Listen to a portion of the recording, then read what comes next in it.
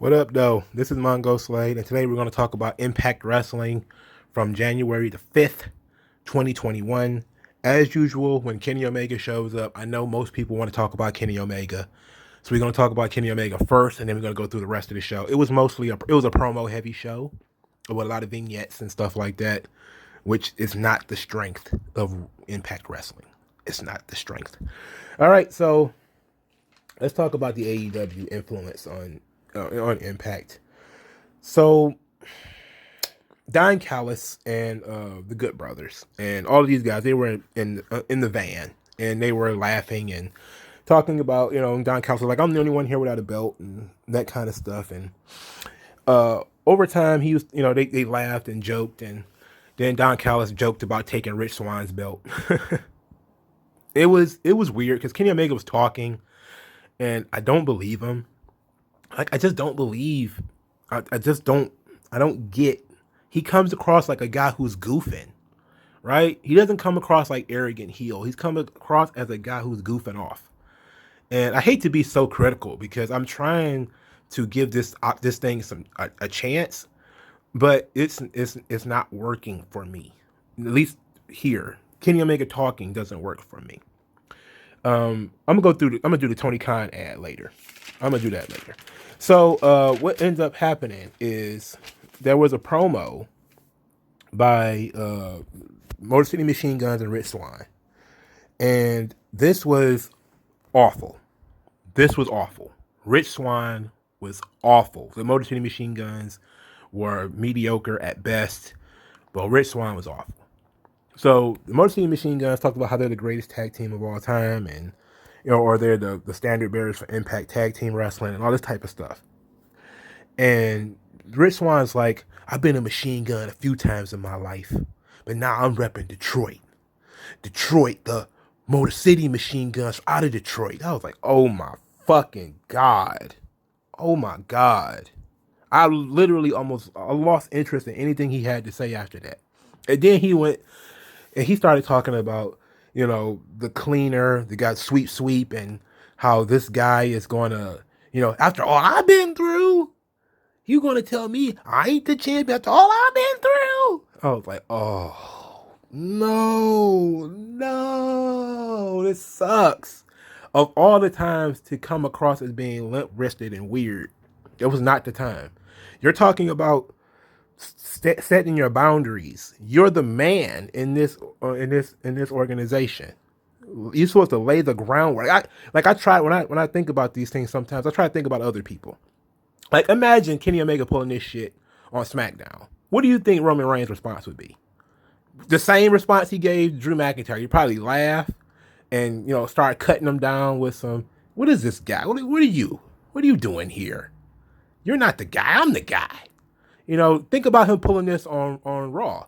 Like, Drew McIntyre would be in his face, like, and Drew McIntyre is bigger than Kenny Omega, so he'd be looking down on him, snarling like, "You better get out of here, pal," and or even if you try to pull it like on NXT, like Finn Balor, who is probably smaller than Kenny Omega now that Kenny Omega's on the gas, but the Prince, he'd be eye to eye with this guy, like. That's WWE isn't perfect, but the way they had to have, like, they have at least two, well, they have all three of their champions are confrontational as fuck, right? Like, Roman doesn't really shy from confrontation. Drew McIntyre is all about it, and so is Finn Balor. Like, these guys will get in your face. They set their boundaries, right? That's the most important thing you need when you have like a strong champion. Especially a strong babyface champion, right? You want the strong babyface champion to set the fucking boundaries. You don't come into my yard and talk that shit. I can't even see him getting away with it with Nick Aldis. Like, I couldn't even imagine Kenny Omega going to an NWA show pulling this stuff. Nick Aldis would have gotten his face. Or at least cut him down and say, this is not AEW. And that's kind of what, Rich Swann was saying. Like, the letters on this championship don't say AEW. They say Impact. And I was like, fuck. Oh, God. And he was talking about pain is temporary and pride is forever. And I was like, oh, my Lord. This is bad. This sucks. Like, this sucks. This sucks so bad. Oh, it sucks so bad. So then after, Jesus Christ. Alex Shelley had the bright idea to go start a fight. Now, I don't know why Alex Shelley had the idea and not Rich Swann, who is the champion, who is the standard bearer, the guy. He is supposed to be the sword and shield of Impact. He is supposed to be, if you're having an invasion, you're supposed to have a sword and shield. You're supposed to have defenders. If your defenders, one of which is Chris fucking Sabin, who's like 5'5", come on, bro. Like, you needed some stronger guys involved in this. But he had the bright idea to go and start a fight with the Bullet Club out in the I think they started calling them the Winnipeg Mafia, which I laughed and then groaned. I was like, I ain't never heard no such thing, the Winnipeg Mafia. Anyway, they went out there, they pushed past the one security guard. It's like, yeah, these three midgets showed up and they pushed past this one security guard. Like, of all the times where they should have had like multiple security guards, like 3 or 4 big dudes, for these small guys to push around, like, get out of here, get out of my way, you ain't about to stop me. And then they get out there, and then they started beating on the RV's door, like the bus. I said the RV, the bus door, like, come on out. And they get jumped from behind by the Bullet Club. And Kenny Omega strangles Chris Sabin with a shirt, and they stomped him out, beat him up, got some heat on him, and it was interesting. I mean, I was okay with the ambush, but I was kind of like, how did they know they were coming? Like, maybe it was because they were watching on TV, and doesn't matter. It's minor details. And they beat up the Motor City Machine Guns, and beat up Rich Swann, and Carl Anderson reasserted himself by saying, "You don't call him Kenny, you call him Champ. I call him Kenny because he's my friend." And then Kenny Omega started saying these baby faces were easy to kill. I was like, these baby faces are easy to kill. Could you have 2 more cringy world champions than Kenny Omega and Rich Swann? I don't believe so. I don't believe it. I don't believe you can have 2 more cringy world champions. I don't think you can have 2 more world champions who don't look like world champions and don't talk like it. And he's using insider terms. This is stupid as fuck. And the Good Brothers were wearing their belts the entire time they had this fight was going on. Like, they were wearing the tag team belts the entire time. Now, the one thing I did like is that not Rich Swann, but Kenny Omega had the AEW World title, and he was pressing Rich Swann's face into it. And it was similar to what Shawn Michaels did to Stone Cold Steve Austin, where he was like, this is as close as you're ever gonna get. As, DX beat up Steve Austin. It was similar, where, the Bullet Club held Rich Swann's face near the AEW World title and said, this is the real World's Championship. This is the real World's title. And that was pretty cool. And then Kenny Omega was like, I'm not done. He walked off for a little bit, and he's like, I'm not done. He came back, kicked him a few more times.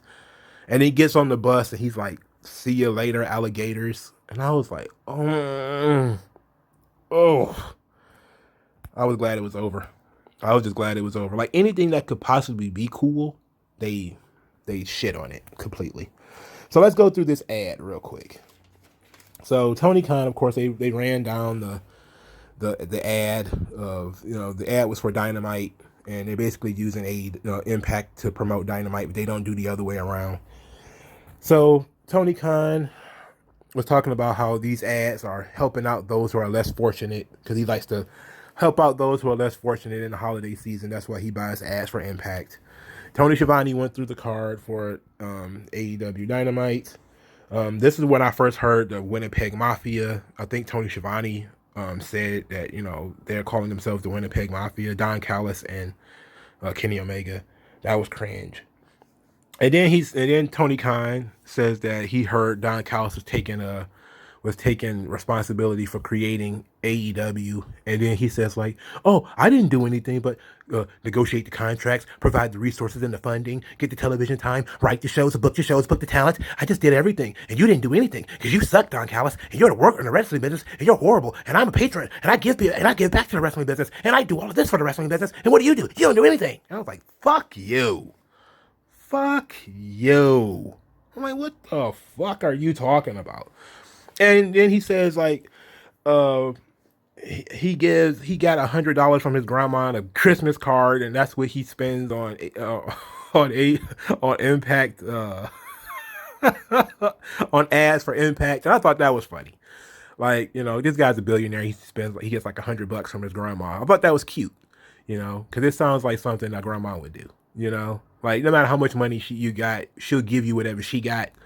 So I thought that was cute, but Tony Khan is cringe, and him folding is like, there's something about physical language, body language. He is uncomfortable in front of the camera, and you could tell because his arms are folded, and the folding of the arms is a closed posture, and when you close your posture, it means you're uncomfortable or you're being confrontational. Sometimes, like when Taz had his arms folded in a wrestling match, it wasn't because he was insecure. It was because he was confrontational. He is closing his body language, mostly because it was making him look bigger, but also it was confrontational. But Tony Khan, he looks small, like he's small, So when he closes his body language, he comes across as being tight and insecure. He needs to loosen up, maybe put his hands on his hips, feel a little bit more confident. Like he needs to produce these things like he's talking to people in a meeting, like with his hands on his hips, like a power stance, like standing up straight, hands on his hips, projecting his voice, stuff like that, putting some emphasis on his voice. And I also say, like, imagine Vince McMahon doing this, because Vince McMahon did do this. It will come across a lot more condescending, and it will probably be a lot more hurtful. Like, it would definitely be a lot more heat into it, because Vince is big. I think Vince is like 6'3", 6'4". So he's also confrontational. So it would also be like a lot more, it'll feel more like an invasion. And it wouldn't feel like, a couple of dweebs playing wrestling. I hate it so much. I hate it. Well, that was the Impact AEW crossover stuff. Now we're going to get into Impact proper. So Impact proper starts with Ace Austin versus Blake Christian versus Casey Navarro versus Crazy Steve in a fatal 4-way match for no reason. This is supposedly a preview of the Super X Cup, which will take place on January the 9th, which is this Saturday, at Genesis, Impact Genesis, which I guess is the iPay-per-view show. So Casey Navarro he looks very young. And Blake Christian also looks young. And I said in my in some videos about Impact that they needed to bring in some younger guys. So this is good. They brought in some young guys. Blake Christian is a very creative wrestler. He just looks like a standard white dude with a bun in his hair, and I was like, ugh. But Casey Navarro looks a lot like Rey Mysterio. Like, he just looks like when Rey took off his mask. That's how Casey Navarro looks. And I wrote down, and I probably shouldn't have wrote this down, I'm gonna say it anyway. He looks like a young gay Rey Mysterio, but he's pretty athletic. I didn't have nothing to do with these guys, but I don't know if he's gay or not. But he was fine. It wasn't like he was like terrible or anything, but he looked a lot like Rey. And let's see. Crazy Steve won the match. I have no idea why he won this match, and he pinned Casey Navarro to win the match. And I said to myself, Crazy Steve doesn't have a future. Why would he win this match? He doesn't have a future. Where is he going? He ain't going anywhere. All right, I'm going to do the Sami Callihan stuff at the end because that was really good. So we're going to go through the rest of the show. We're going to do Sami Callihan's story with Eddie Edwards at the end. So Cousin Jake and Rhino fought Cody Deaner and Joe Doring. So it was supposed to be Eric Young, but Eric Young backed out of it, and Cody Deaner took his place. For those of you who might not have been paying attention, Cousin Jake and Cody Deaner are cousins, and Eric Young kidnapped Cody Deaner and brainwashed him. So they broke out a new look for Cody Deaner. New look, new year. He shaved his head. He's wearing tights now. He's got this decent jacket, but dude looks like a Ken doll. He's super skinny, and I'm just kind of like, wow, he's like really thin. But Joe Doring, man, this dude is wearing like a bear coat. Like he's wearing like a bear. It's a fur coat, but it looks like it's made of bear fur. And he's got this cowboy hat, and he's a big guy. So he has it's amazing. Like that alone was some great shit. Like I saw this guy and I just thought to myself, like, holy fucking cow. I love this coat. Like the coat hat combination was excellent. Like that was a great fucking look. I didn't even pay attention to this match because Cody Deaner wrestled most of the match. And Cody Deaner and Eric Young wins. No, Cody Deaner and Joe Doring wins because Cody Deaner pinned Cousin Jake. Before the match, of course, Eric Young was talking about, oh yeah, so what was this? That he didn't brainwash Deaner. He just showed him the truth. It was stupid. So we get introduced to Matt Palmer, who was an Impact security guard who got apparently he got into it with Moose. He's the guy who Moose said he should never touch him again. And this guy says that he's been a wrestler for 14 years. He didn't travel 2 hours. He didn't travel 2 hours or whatever to be a security guard. He came to wrestle. And now he's got this 3-minute challenge with Moose where he can win if he lasts 3 minutes with Moose or whatever. So the next segment was Johnny Swinger in the office. And Johnny Swinger has the big roll of money, which still is in play. And AC Romero came in dressed like a detective, and he's trying to figure out who set up Larry D. And not even Johnny Swinger can save this.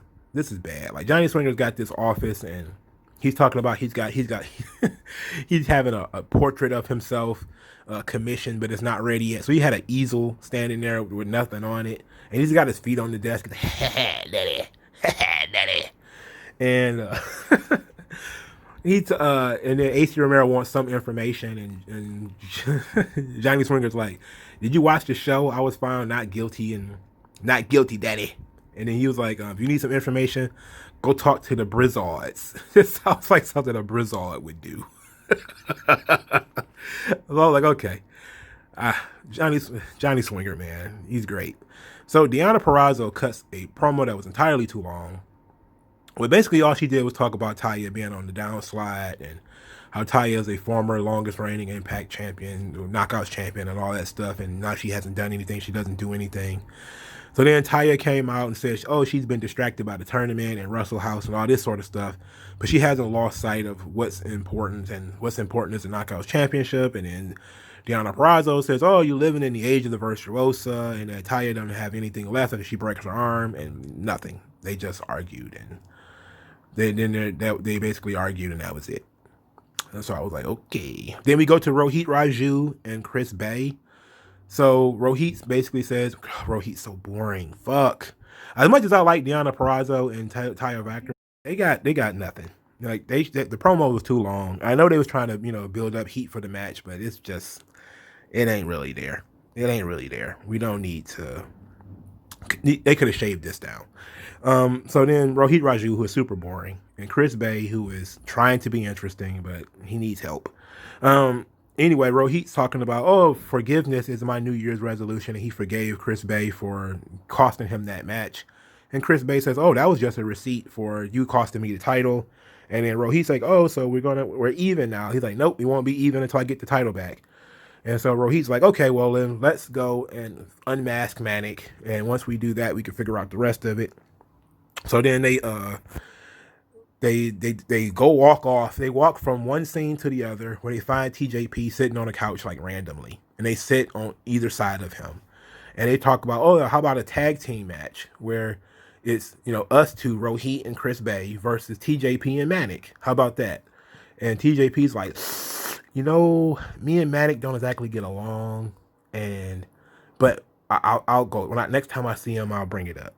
And I was just kind of like, okay, we're obviously going to go with TJP is not Manic, so we're going to have somebody else wrestle as Manic, which is an easy way to get around this thing, and a simple way of prolonging this story is that, it's a mask, dude.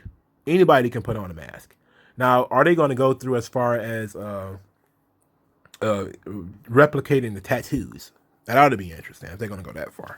I don't think that's in Impact's budget. So then we got Tennille Valkyrie, not Tennille Valkyrie, Jesus, Tennille Dashwood and Rosemary.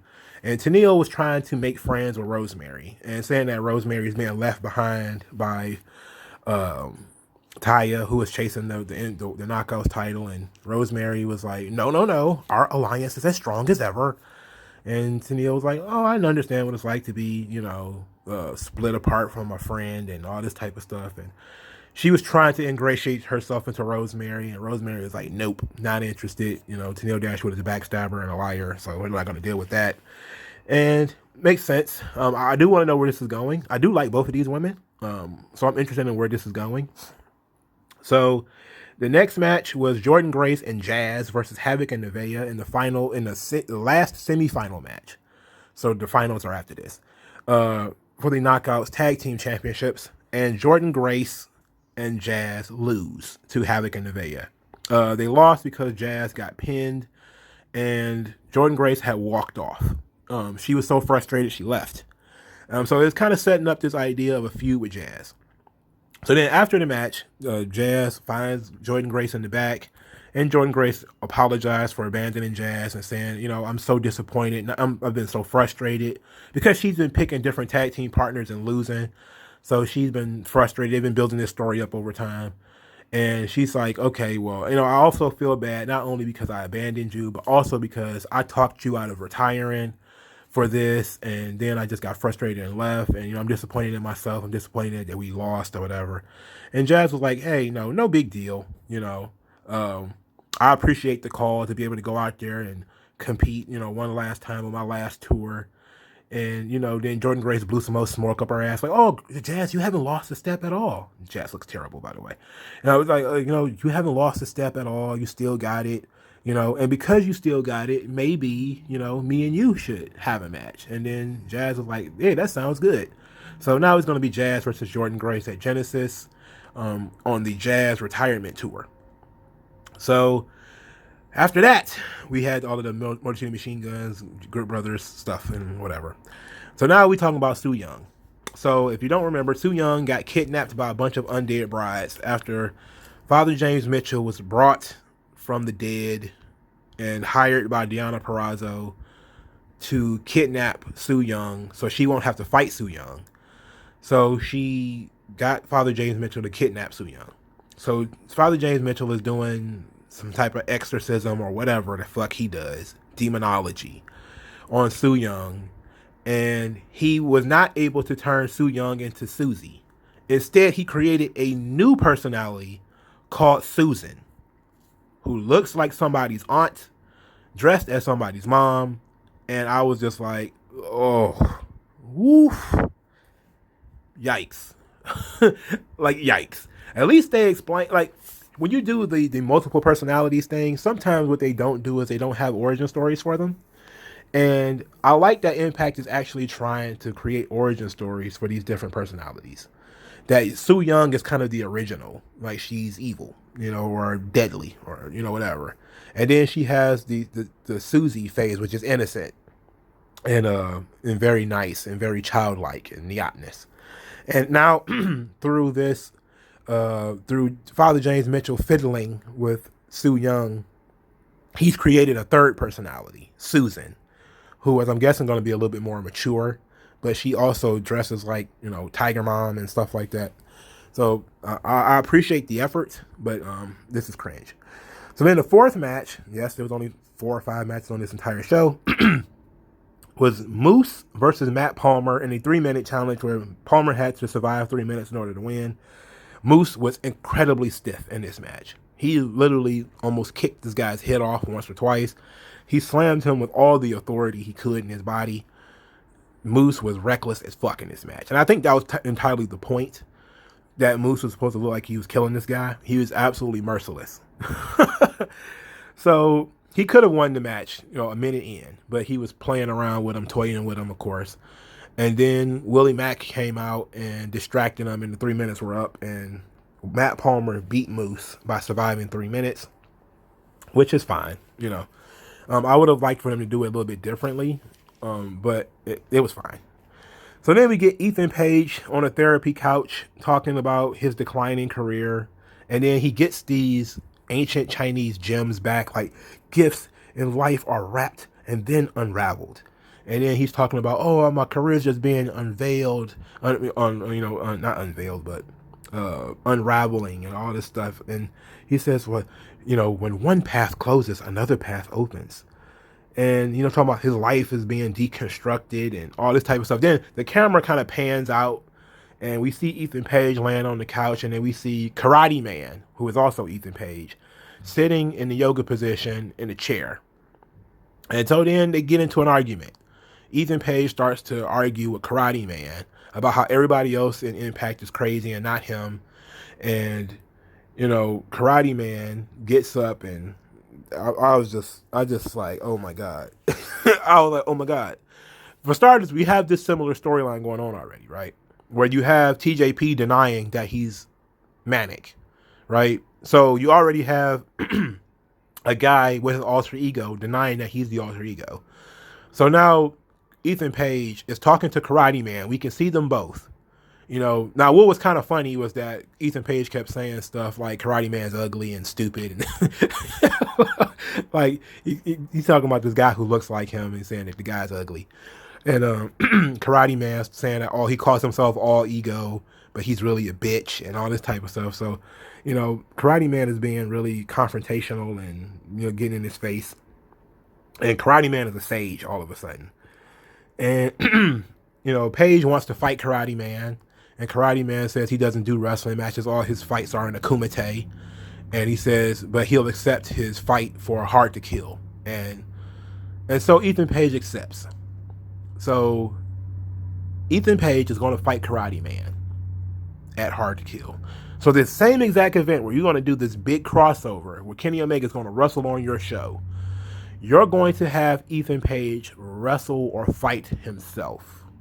So this is probably going to be some type of cinematic match where he's going to, have a fight scene by himself, or it's going to be like what was that Eddie Murphy shit? The Dr. Dolittle, where he's going to be, wearing different costumes and different things like that. And I feel like we already doing people who have multiple personalities on this show. Like I just talked about Su Yung, right? Like she's got 3 different personalities. And TJP has 3 different personalities when he was both manic and suicide. And now Ethan Page is Karate Man. And what else is he going to do?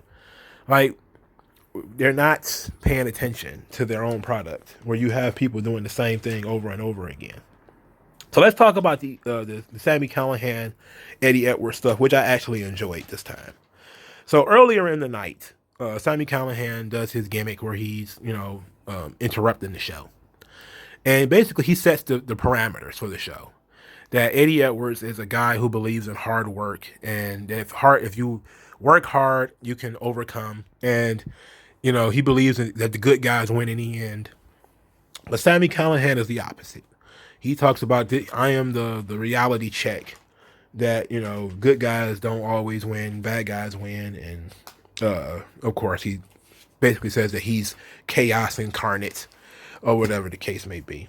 And that tonight is going to be their final match, their last confrontation, and that he's going to put Eddie Edwards down for good. So then the match starts later, and during the entrance for Sami Callihan, Eddie Edwards attacks him, and they fight outside of the ring. Of course, Sami Callihan is cheating. The match hasn't started yet, so it's technically not cheating, where he's hitting him with like a wrench, and he's standing on his balls, and they're fighting and beating the hell out of each other. And then eventually they get in the ring and they continue to fight, and the referee's trying to start the match, and they won't stop fighting each other. So the ref just throws his hands up and walks off. Like, I'm out of here, man. You guys are completely out of control, man. Like, it's my job to keep control, but I've had enough. I can't even. So the ref couldn't even, and he left. And they continued to fight. And eventually Sami Callihan, got knocked down, and Eddie Edwards retrieved Sami Callihan's bat. And he was going to hit Sami Callihan with the bat, and Sami Callihan was begging off, being a good heel. No, please don't. No, please. And Eddie's like, come on, Samuel. you're a dead man, Samuel. I'm gonna kill you, Samuel. And then from his back pocket appears a cell phone where it takes forever for him to push this button. But he pushes a button on this cell phone, and on the screen above is Alicia Edwards, and she's behind like a cage, like she's been captured. And Eddie Edwards looks, of course, at his wife. He's like, "Oh my God, my wife has been captured." And Sami Callihan tries to attack him from behind, and he hits Sami Callihan with the baseball bat in the face. Callihan goes down, and then they do this neat thing where Eddie Edwards is running through the building trying to find out where Alicia Edwards is. And he finally finds her. I think she's outside or in the basement or something. And he's trying to get her out. And the moment he gets there, he's attacked from behind by Ken Shamrock. And Shamrock, beats the hell out of him. And then Sami Callihan appears, and they tie him to the fence in barbed wire. It was very loosely done. It wasn't done tightly or anything. And then he's held up and bashed in the head again with this baseball bat, and he just slumped into the cage fence area. And Alicia Edwards got like her makeup is runny because she's been trapped and she's been crying, and she's crying for Eddie, and she hopes Eddie, Eddie, please, what's going on, Eddie? And then that's kind of how we went off the air. So I kind of like that, it wasn't bad. Like, I don't know about it being like the main focal point of the show, but it wasn't bad. I'm tired of Callihan and Eddie Edwards, but I do like that they're raising the stakes. Like, they're doing different things to keep the stakes going upwards, where, these two guys are basically on the verge of killing one another. And it didn't make sense for their final match to be a singles match anyway. So maybe they're going to do something with some finality to it. And I think that it probably needs to be like a loser leaves Impact or something like that, steel cage match or something. And it needs to be on this show. They need something big for this show with Kenny Omega's going to be on it. Because they need to get somebody that's red hot on their show, that's exclusive to their show, that is going to be interesting so that people will watch their show and not just watch their show because Kenny Omega's on it. And sad to say, but it's probably going to be Sami Callihan. Now, we know that Sami Callihan resigned, so it's not going to be him that's going to leave. Maybe it's going to be Eddie Edwards. Eddie Edwards should take some time off. I mean, he's completely washed up and out of shape. So he probably needs to go and take like 6 months off and get into some better shape, get a better haircut, wear some better gear, and let Sami Callihan run rampant on Impact for a little while. And then he returns like the conquering hero, again, in better shape, in more of a, looking more like a professional wrestler, less like a, Goonie, and, change that whole dynamic up. But this episode of Impact was throwaway. If you didn't watch it, so what? There was not much to see. And, it's just, I would have rather them break up that fatal 4-way match and, give some of those young guys a spotlight so that I can actually look at them and not, like, when you introduce people, introducing them on top of each other, where you have one introduction and another introduction, is like, it's always a bad idea. You should always space out your introductions. But at least they brought in some new guys. I'm guessing this Matt Palmer dude is going to be around for a while. Hopefully they hold on to this Casey Navarro and this Blake Christian, and they can give them a run, because they need some young guys, especially in the next division. So that ought to be pretty good. But if you watched this show, what did you think? Let me know in the comment section below. Like this video, share this video, subscribe to this channel, and if you can, please send me some money, $1, $5, it doesn't matter. I appreciate it. I'm an African with a fly on his face at this point, man. But I thank you guys for listening. Peace and blessings, and I'll talk to you guys later. Yeah. Yeah.